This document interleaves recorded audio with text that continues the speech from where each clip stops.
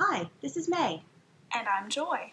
Welcome to the QWERTY Writing Life podcast, where we have candid chats about our creative lives. May and I are friends, writers, and creatives who want to share our endeavors out loud. On this podcast, we're here to encourage each other, and you too, and share tools we've discovered or made up. So you can follow your passions with a little support. So grab your tea or your coffee, and let's get started.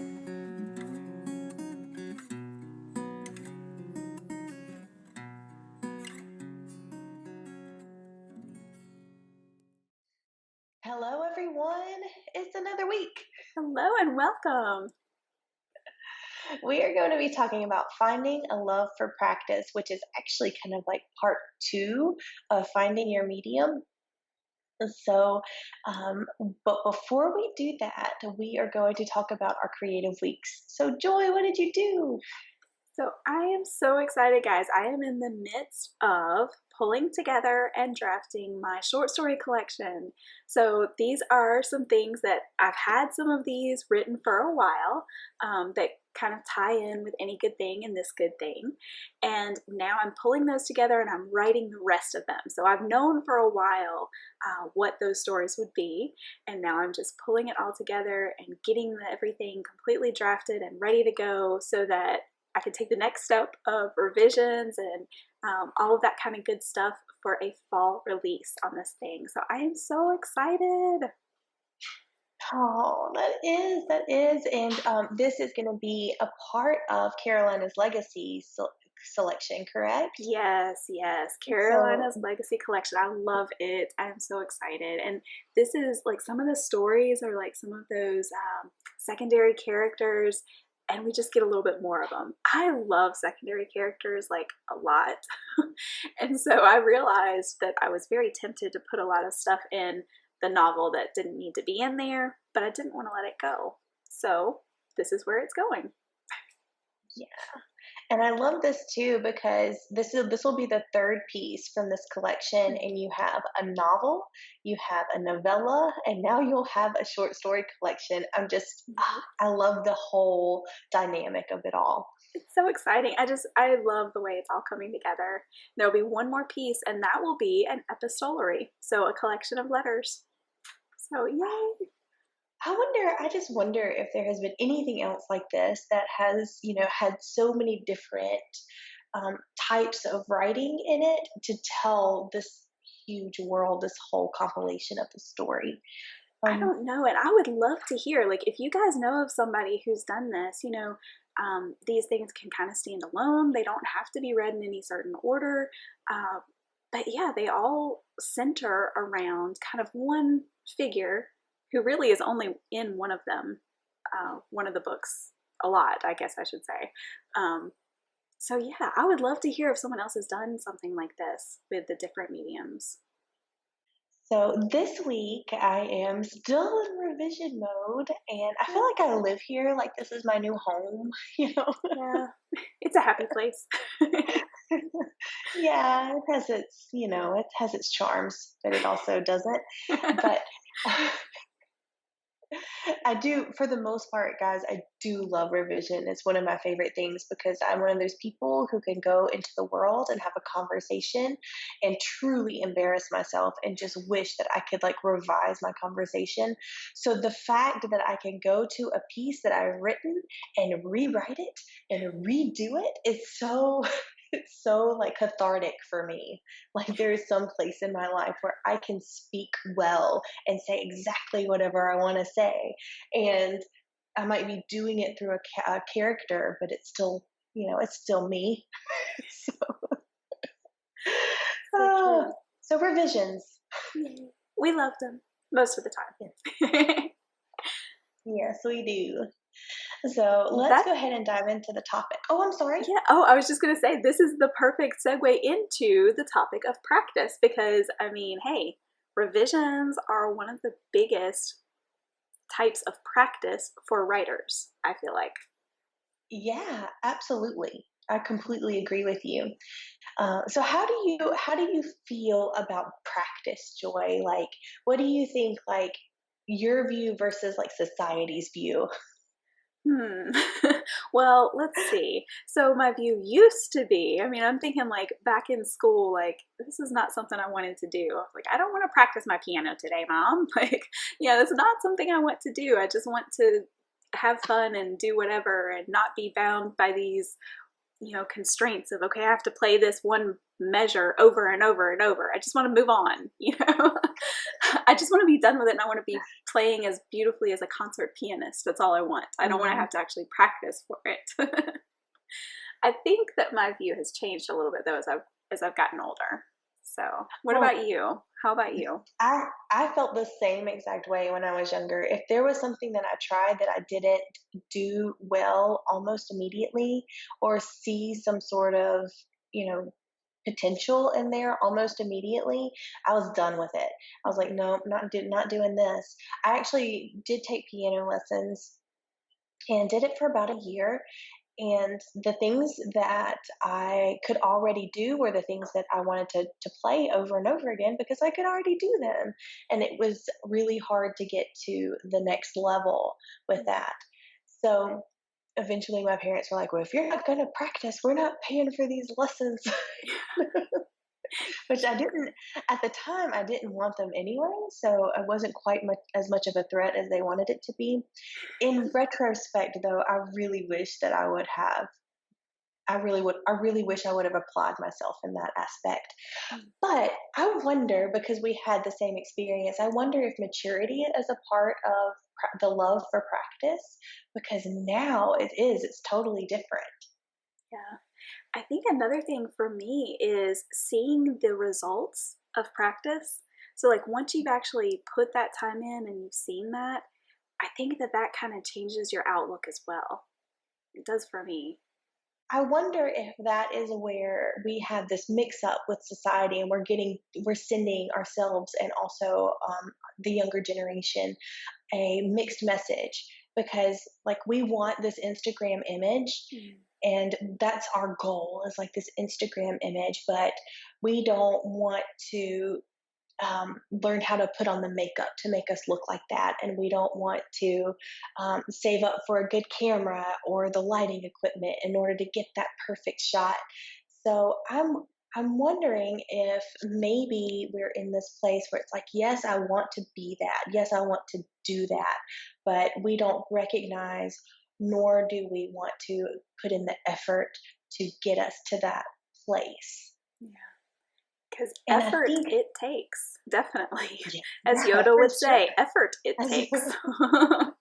It's true. It's true. But I look back into, and I look at my 7-year-old right now too. And I'm not saying that the world is a child. That's not what I'm saying at all. I just notice these things because I'm seeing him progress and love practice a little bit more. So a year ago, we asked him if he wanted to take off his training wheels, and he was like, "No, why would I want to do that? I ride the bike just right without the training wheels." Like, stupid. And then a year after that, he's asking my husband to take off the training wheels so he can practice riding his bike, and he is so good at it. Like and his practice is just getting on there and running the same loops over and over and over again, and he loves it. He's learned to love, at least in that aspect, practice. That's what we got to do. Like, once we find our medium, we've got to practice like we love it. So, So true.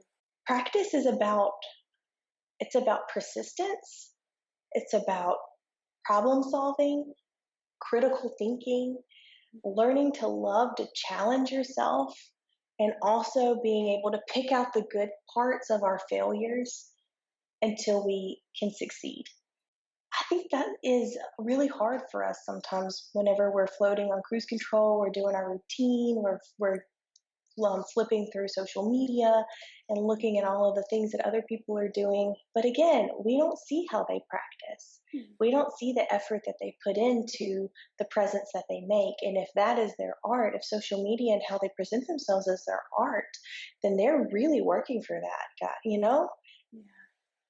And I think that that is a huge part of our culture today is social media. And I think that we are so easily fooled by the fact that, that's all we see. And we don't see, it's like, when I was a kid, I cross stitched, right? Okay, so you have a cross stitch and it's this beautiful picture on the front, right? But if you turn it around, guys, that's a mess. That is it's a mess of knots and lines, and it doesn't make any sense, and it's just a ugh. Yeah. But the finished product is beautiful, and that's what you want to look at, and that's what we see. But we have to remember that there's a lot of knots, and there's a lot of changing thread colors, and there's a lot of these other things that go on behind the scenes. And it's the same thing that we have to do. So whatever you're pursuing, it's not going to come to you super easily right away. Okay, that's not the way it works. Yes, there are some people who have a natural talent for certain things or whatever, but even with that natural talent, there has to be a honing of that talent. There has to be a molding of that talent to bring it to another level. Because if without that, that person, even with a natural talent, is going to just stay on a level and they're not going to rise above that level. So practice is so, so important. And I know that when we embrace practice and embrace that, it makes the entire process so much more enjoyable and it becomes something that you long to do. What I want to bring out too in this is that those examples and everything that we just talked about was starting off. So if you have just picked your medium and you're wondering like how can you find your voice in that medium? How can you find your niche and you in that medium?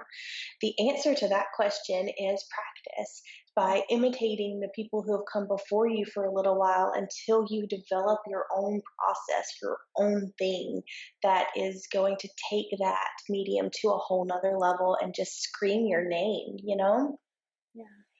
So that's one thing that I wanted to say. And then the second thing that I wanted to say was that say that you have chosen your medium and you've set it down for a decade or 5 years or 1 year or something like that.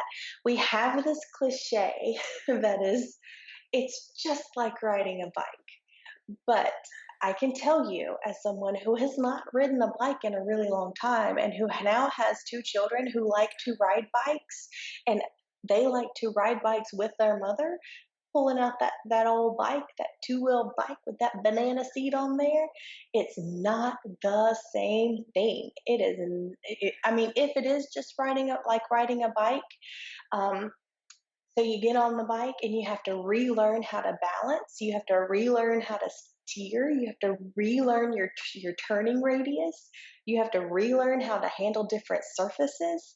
It's not something that you're just going to be able to pick back up and be perfect at. You're going to have to practice again. And yes, it might take you a shorter amount of time to get to the level that you were at whenever you decided to drop it, but you still have to practice it. It's something that I think that we we look at practice like something that's this negative thing, like it has a negative connotation, when really it's something that develops us as human beings. It develops us in our discipline. It shows us how it gives us self control. Every time that we decide to practice instead of Netflix binging or something like that, we're making decisions, good decisions, and we are exemplifying self control, which is something that can kind of feel really cool if you do. So, you know, in this instant gratification world, to deny yourself of one thing and to make a choice of fulfilling a passion or fulfilling a need that you have in yourself instead of putting it off or procrastinating it, that's a really cool feeling. And that's coming from somebody who struggles from procrastination issues. So, It really is a great feeling just, putting something else aside and doing this thing and then having completed something and having something to show for it. And yeah, it's an amazing feeling. so if you have negative feelings about practicing and if you just don't want to do it, please heed the language that we're using here today. The message that we have to send is that practice is not a bad thing. It's actually necessary for you to figure out who you are in your creative path. And it's going to make the difference between being good at your medium and being great at it. Yes. And there is, speaking about the words that we use when we talk about this, I wrote a blog post, and it's been a while ago now, but the gist of it was I get to fill in the blank, okay? And so my point with that was, and part of it was the practice side of things, part of it was the business side of all of this. And, I kind of was looking at certain things with a little bit of drudgery, I think, I've got to get up, I've got to teach the kids this morning, I've got to wrestle with them through math, I've got to do this, I've got to update my website, I've got to pay my taxes, I've got to, all of these things. But when you kind of change the way that you approach it and the words that you use, and I say, I get to teach my kids today, I get to update my website. There, in that little tiny change in that word, there's a big emotional difference and a big just way that we approach things. And I think that can sometimes really help when we're looking at practicing something.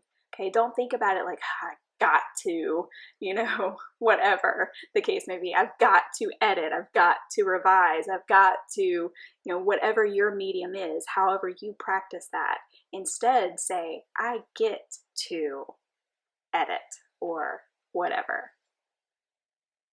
Oh, that speaks to me, Joy. Well, good. It spoke to me too.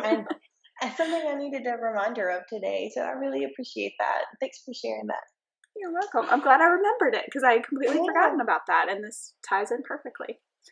Do you think we'll be able to add that link to the show notes? Yeah, definitely. I can definitely do that. Great. So now we're going to talk about our QWERTY challenge. So Joy, will you give us our QWERTY challenge for today? Okay, so here is our challenge for you guys this week.